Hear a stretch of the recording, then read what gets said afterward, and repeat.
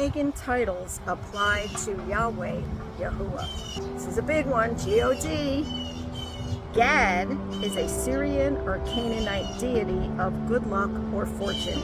In Hebrew, it is written GD, but with Masoretic vowel pointing, it gives us GAD.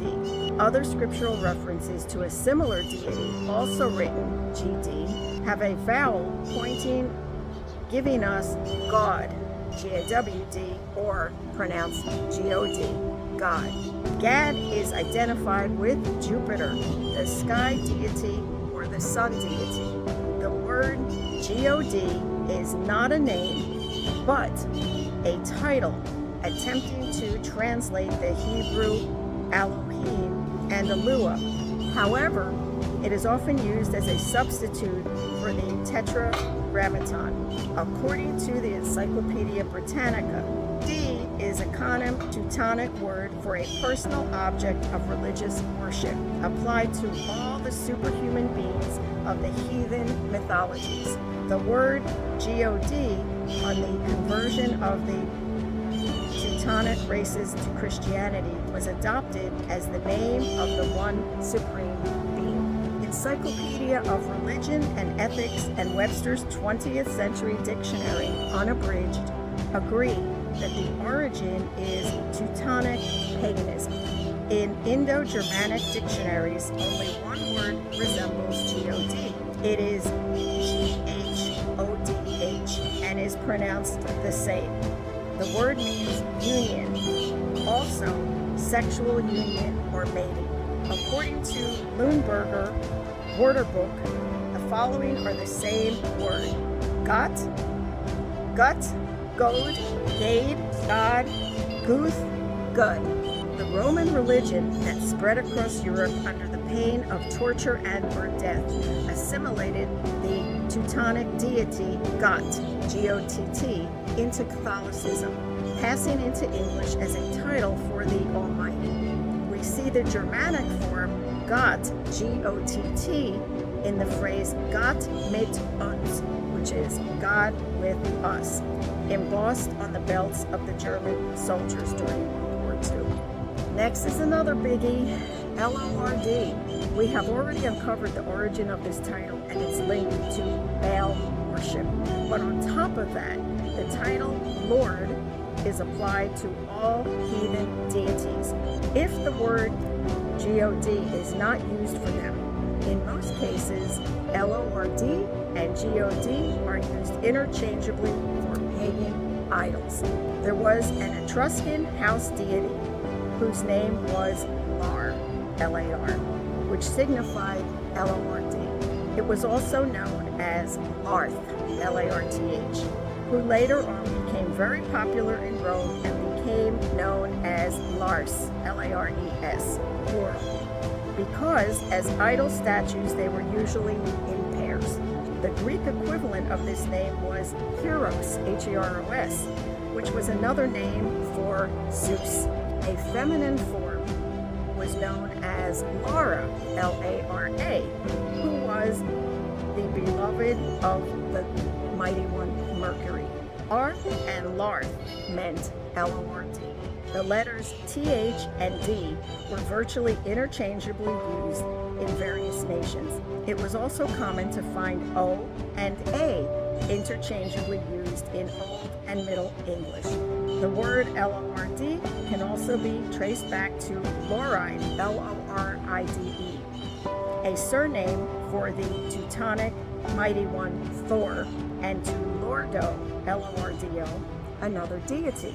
Instead of L-O-R-D, the word master, an exact rendering of the Hebrew Adonai and the Greek Kyrios, can be used. C-H-R-I-S-T. The Greeks both use the word Messias, M-E-S-S-I-A-S, a transliteration, and Christos, K-H-R-I-S-T-O-S, a translation for the Hebrew Mashiach, anointed. The word Christos was far more acceptable to the pagans who were worshiping Kreston and Christos. According to the Interpreter's Dictionary of the Scriptures, the word Christos was was easily confused with the common Greek proper name Christos, meaning good.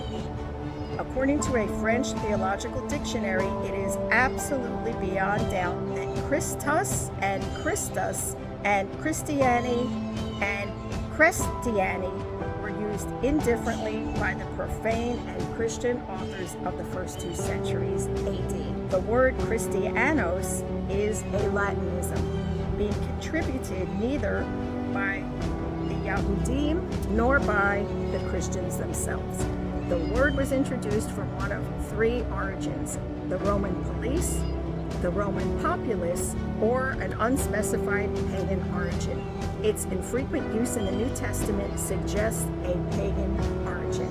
According to Real Encyclopedia, the inscription Christos is to be seen on a mithras relief in the Vatican. According to Christianity and mythology, Osiris, the sun deity of Egypt, was reverenced as Christos. In the synagogue of the Marconites on Mount Hermon, built in the 3rd century AD, the Messiah's title is spelled Chrestos.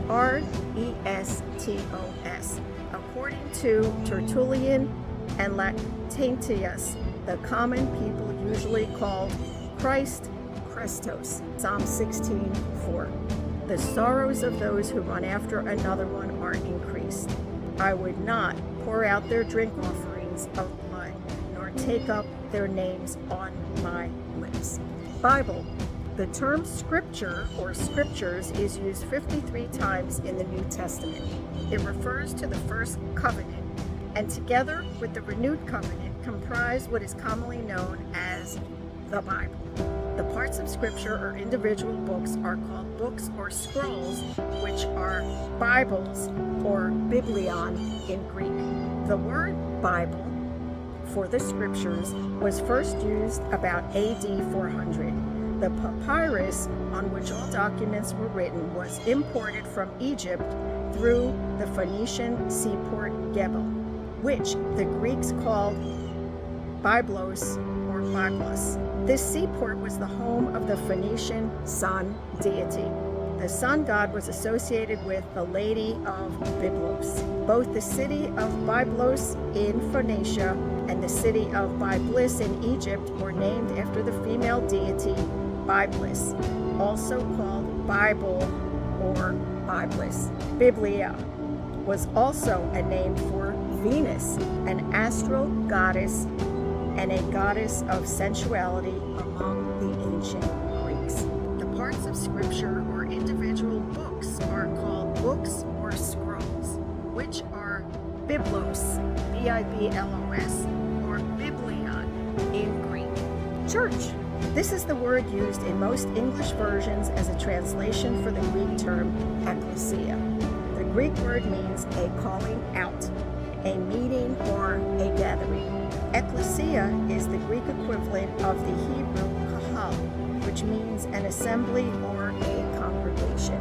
The origin of the word church is kupiakon or kyriakon in Greek. The meaning is a building, the house of Kyrios or the master.